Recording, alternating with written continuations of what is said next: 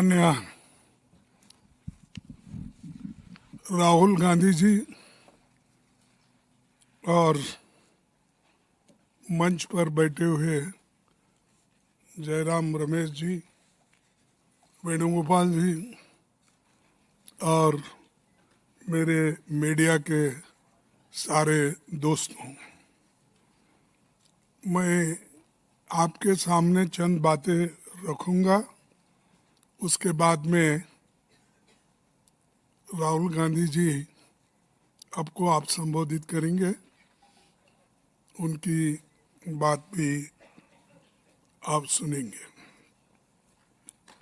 तो आज की जो CWC की मीटिंग हुई, ये मीटिंग में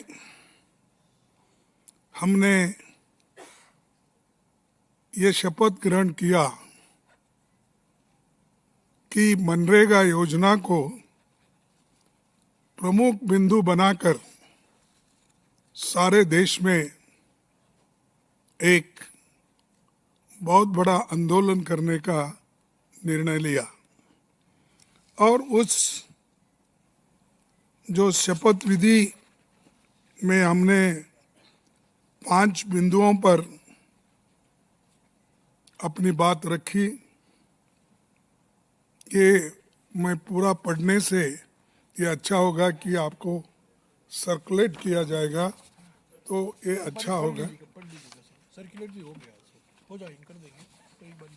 हम शपथ लेते हैं कि भारतीय राष्ट्रीय कांग्रेस पार्टी अग्रणी भूमिका लेते हुए 5 जनवरी से मनरेगा बचाओ अभियान की शुरुआत करेगी।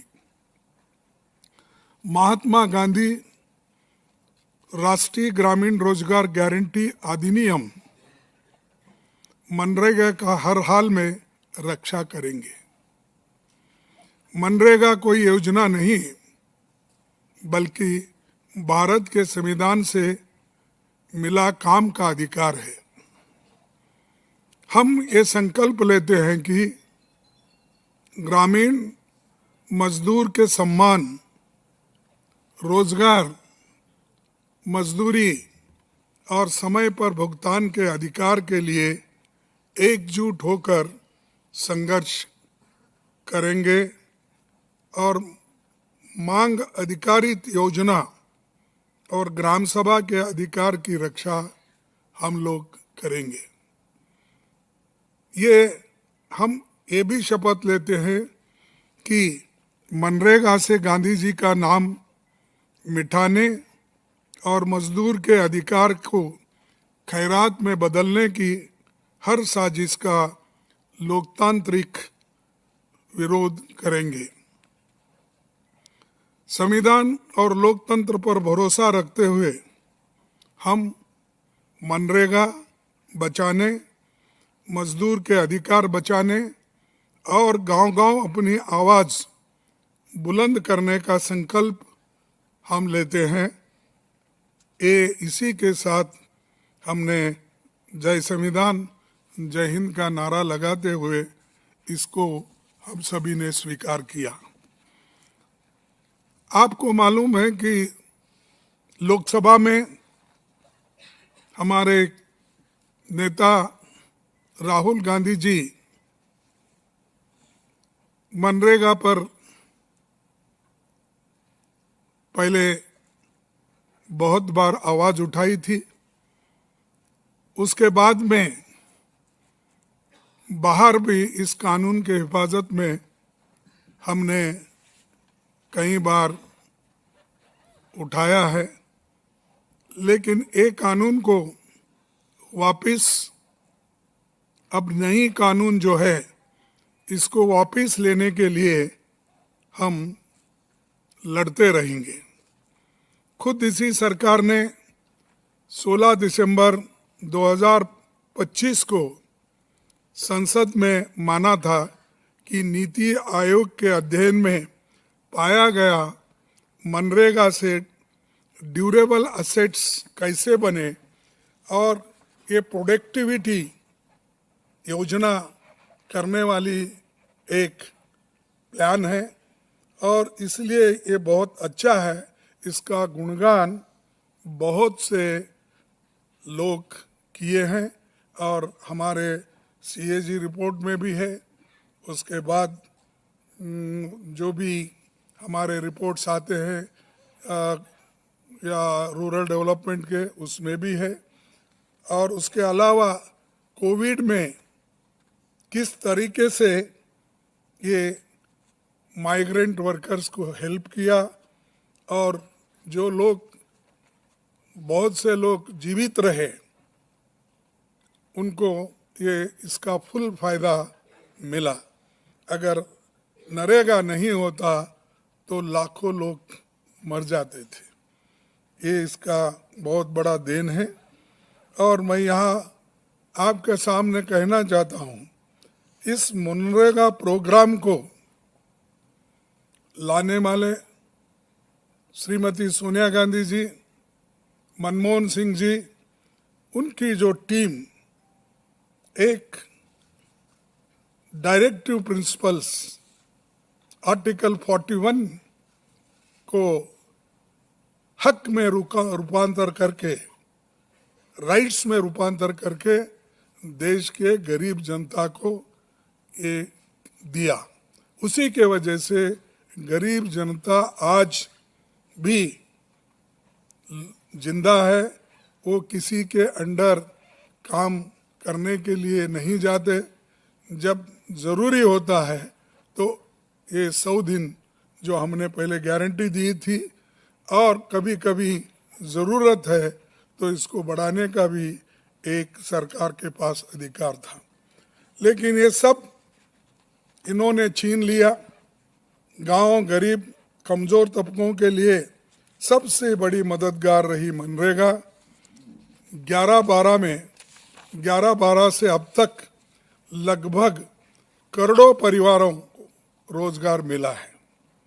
मनरेगा ने दलितों, आदिवासियों, महिलाओं, वंचित तबकों को गांव में ही रोजगार देकर सशक्त किया। पलायन रुका, गांव में बुनियादी ढांचा और पर्यावरण संरक्षण मजबूत हुआ। मैं ये कहीं बता रहा हूँ कि अपने ही गांव में रह के जो छोटी मोटी खेती भी अगर उनकी होती है तो उसकी भी वो एक तरफ काश्त करके उसका लाभ उठाते थे, और दूसरी तरफ उनको जब मजदूरी नहीं मिलता था तब वो लोग नरेगा के स्कीम के तहत वो काम पे भी जाते थे।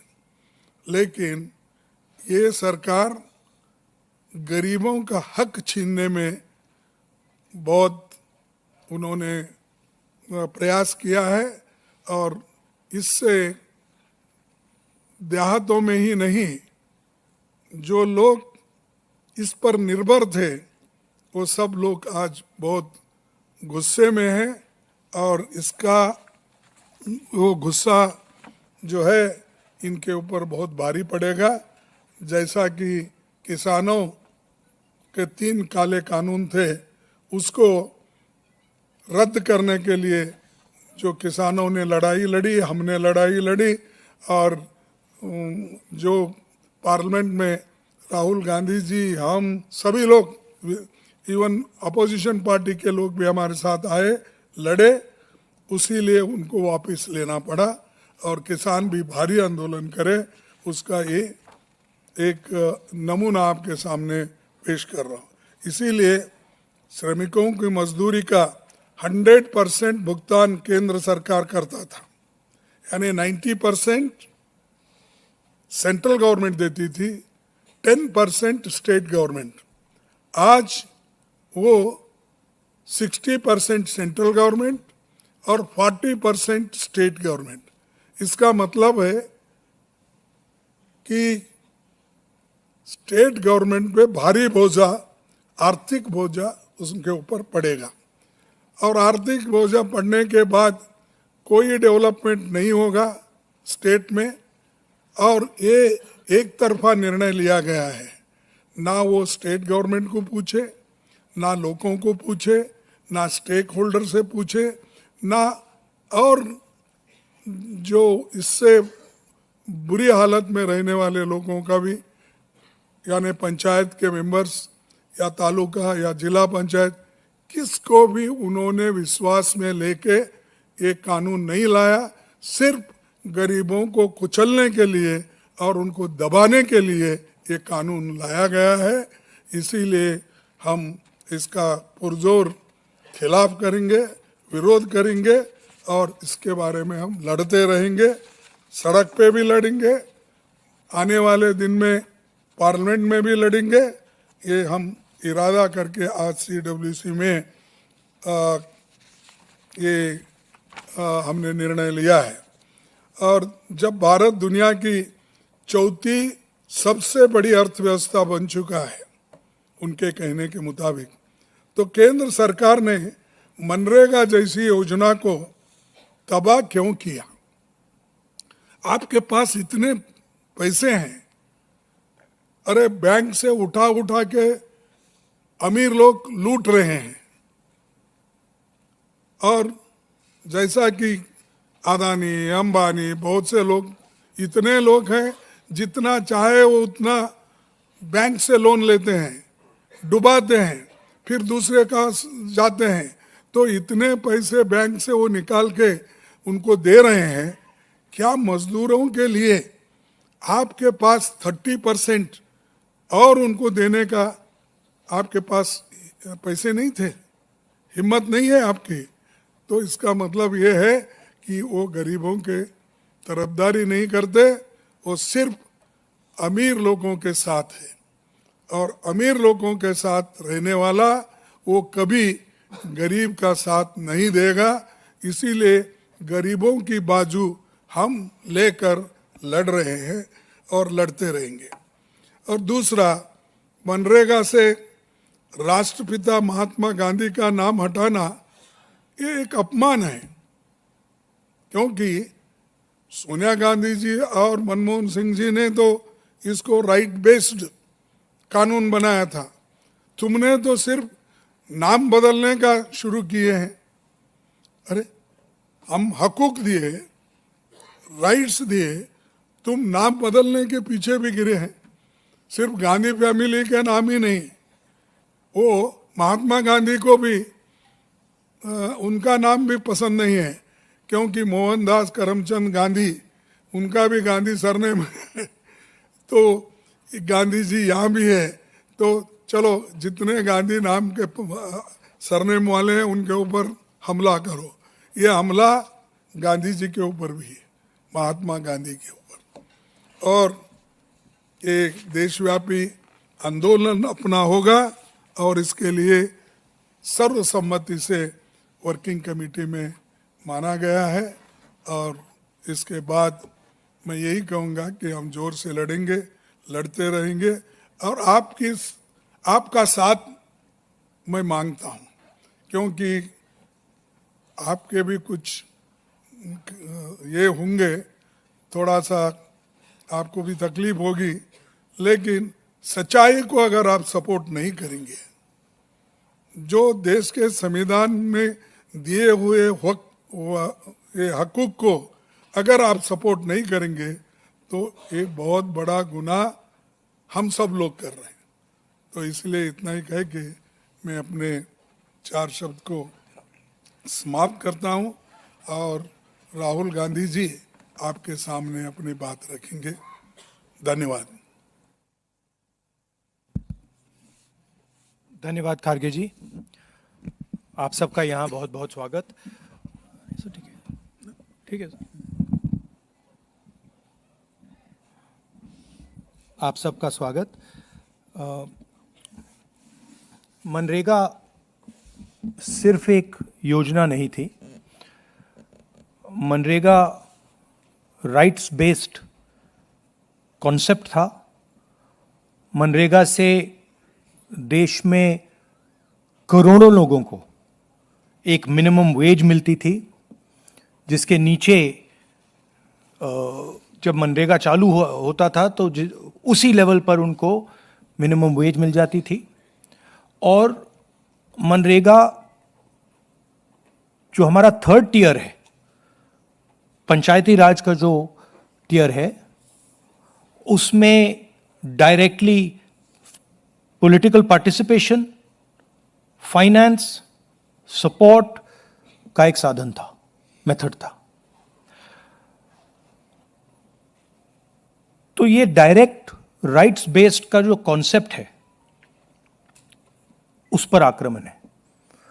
दूसरी बात, जो फेडरल स्ट्रक्चर है, स्टेट्स का जो स्ट्रक्चर है, उस पे भी ये आक्रमण है। ये जो पैसा लिया जा रहा है, ये स्टेट से छीनकर सेंटर ले रहा है। तो ये concentration of power, concentration of finance है। इससे देश को नुकसान होगा। इससे जो गरीब जनता है उनको नुकसान होगा, उनको दर्द पहुंचेगा, उनको कष्ट होगा। और आखिरी बात, मुझे बताया गया है कि ये decision directly prime minister office से लिया गया है और मंत्री से बिना पूछे, कैबिनेट से बिना पूछे ये डिसीजन लिया गया है। इससे आपको आज की हालत क्या है उसके बारे में पता लगता है कि वन मैन शो चल रहा है और जो भी नरेंद्र मोदी जी करना चाहते हैं वो करते हैं, और पूरा का पूरा फायदा वो ही 2-3 अरबपतियों के लिए है। आप देखना, ये प्रोग्राम कोलैप्स करेगा, राइट्स बेस्ड आर्किटेक्चर कोलैप्स करेगा, इससे रूरल इकोनॉमी को नुकसान पहुंचेगा और यही पैसा नरेंद्र मोदी जी, अदानी और अंबानी जैसे लोगों को पकड़ा देंगे। Thank you. धन्यवाद, धन्यवाद। No, they English for south. So Venugopal ji, he wants me to say it in English. आप अंग्रेजी में बोलेंगे? मैं बोलूं? MNREGA is just not a work program. It is a conceptual framework, development framework that, by the way, has been appreciated across the world. Kharge ji mentioned that he visited 16 countries, and every single country where he went appreciated the fact that our government had come out with an entirely new development rights-based concept. This has been destroyed single-handedly by the Prime Minister without asking his cabinet, without studying the matter. This is an attack on the states of India because they are simply taking away money that belongs to the state, decision-making power that belongs to the state. This is an attack on the infrastructure of those states because NREGA used to build infrastructure. And this is the decimation of Indian labor because MNREGA used to guarantee a minimum floor below which Indian labor could not go. So it is a devastating attack on the states, on poor people of this country, and it is carried out by the Prime Minister single-handedly, much like Notebandi was. It is going to cause tremendous pain to the weakest sections, to the Adivasis, to the Dalits, to OBCs, to poor general castes, minorities, and it is going to benefit Mr. Adani in full measure. That is the purpose of this, to take money away from poor people and hand it to people like Mr. Adani. And finally, MNREGA, apart from being a rights-based program, also strengthened our panchayats. It allowed political action in the panchayats. It injected money into the panchayats. It allowed the decision-making power at the panchayat level. So this is an attack on the democratic structure, on the third tier of government, and on the basic architecture of our country. As Kharge ji has said, we are going to resist it, we are going to fight it, and I'm confident that the entire opposition is going to be aligned against this action. Thank you.